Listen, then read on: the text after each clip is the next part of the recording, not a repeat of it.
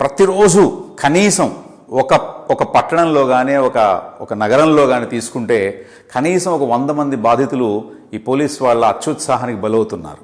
వీళ్ళకి అధికారం లేదు, చట్టపరమైన అధికారం లేదు. అంటే ఈ విషయంలో నేను చెప్పబోయే విషయంలో చట్టపరమైనటువంటి అధికారం లేదు. కానీ ఎవరైనా ఏదైనా గొంతెత్తి ప్రశ్నిస్తే వాళ్ళని పోలీస్ జులుంతోటి వాళ్ళ గొంతులు నొక్కేసే ప్రయత్నం చేస్తున్నారు. చలాన్ల విషయంలో పోలీసులు అవలంబిస్తున్నటువంటి విధానం అమానవీయం, అనాగరికం, చట్టరీత్యా నేరం. ఒక వ్యక్తి ట్రాఫిక్ రూల్ని అతిక్రమించాడు అనుకుందాం. హెల్మెట్ లేకపోవడం మూలంగానో, సిగ్నల్ దాటిపోవడం మూలంగానో, జంపింగ్ మూలంగానో, సెల్ ఫోన్ డ్రైవింగో ఏదో కారణంతో చలాన్ పడింది. ఈ చలాన్లు ఎక్కడ వసూలు చేస్తారంటే ఈ వ్యక్తి చాలా అత్యవసర పని మీద వెళ్తున్నప్పుడు, ఆఫీస్కి వెళ్తున్నప్పుడు, లేకపోతే ఎయిర్పోర్ట్కి వెళ్తున్నప్పుడు, రైల్వే స్టేషన్కి వెళ్తున్నప్పుడు, లేకపోతే ఎక్కడికో వెళ్తున్నప్పుడు, లేదా కుటుంబంతో కలిసి వెళ్తున్నప్పుడు, ఏదో పని మీద ఎక్కడి నుంచో ఇంటికి వెళ్తున్నప్పుడు మధ్యలో దారి కాచి దారి దోపిడీ దొంగల్లాగా అక్కడ చలాన్లు వసూలు చేస్తారు.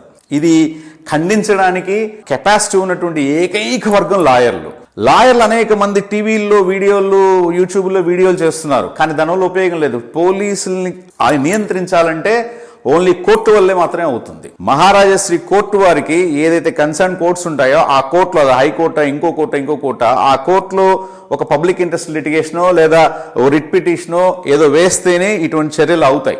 మన మంత్రివర్గంలో ఇప్పుడు ప్రభుత్వం కావచ్చు, అంతకుముందు ప్రభుత్వం కావచ్చు, మంత్రివర్గంలో హోమ్ మినిస్టర్ పని ఏంటంటే ముఖ్యమంత్రిని ఎవరైనా విమర్శిస్తే వాళ్ళకి ప్రతి విమర్శలు చేయడమే. ఆ హోమ్ మినిస్టర్ల పని అదే. లాస్ట్ 3-4 ప్రభుత్వాల నుంచి మనం చూస్తుంది అంతే. అంతకుముందు హోమ్ మినిస్టర్ అంటే ఎంతో కొంత వాళ్ళు స్వయం ప్రతిపత్తితో ఉండేవాళ్ళు. లాస్ట్ 4-5 గవర్నమెంట్స్ నుంచి ఇది ఒక కొత్త కల్చర్ స్టార్ట్ అయింది. ఓ డమ్మీ క్యాండిడేట్ని తీసుకొచ్చి హోమ్ మినిస్టర్గా కూర్చోబెడతారు. అది ఒక ఆంధ్రప్రదేశ్లోనే కాదు, తెలంగాణలోనే కాదు, మహారాష్ట్రలోనే కాదు, ప్రతి చోట ఇదే తంతు. ఆ హోమ్ మినిస్టర్కి ఏమీ తెలియదు, లా అండ్ ఆర్డర్ గురించి తెలియదు, క్రైమ్ గురించి తెలియదు, పోలీస్ మాన్యువల్ తెలియదు, ఏమీ తెలియదు. వాళ్ళ పని ఏంటంటే ముఖ్యమంత్రి గారిని ఎవరైనా విమర్శిస్తే ఆ విమర్శకి ప్రతి విమర్శ చేయడం. ఆ ప్రతిపక్షం వాళ్ళు 2 బూతులు తిడితే వీళ్ళు ఇంకో 4 బూతులు ఎక్కువ చదువుకొని తిట్టడం.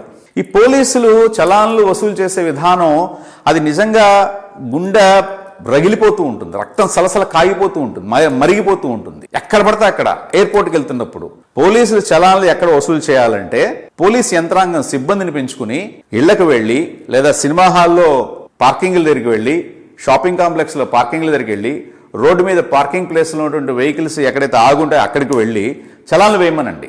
100 వెహికల్స్లో 90 వెహికల్స్ని వాళ్ళు ఆపి చలాన్లు పెండింగ్ ఉన్న ఒక 10-15 వెహికల్స్ కోసం మిగతా 70-80 మందిని వాళ్ళు ఆపడం ఎంతవరకు న్యాయం?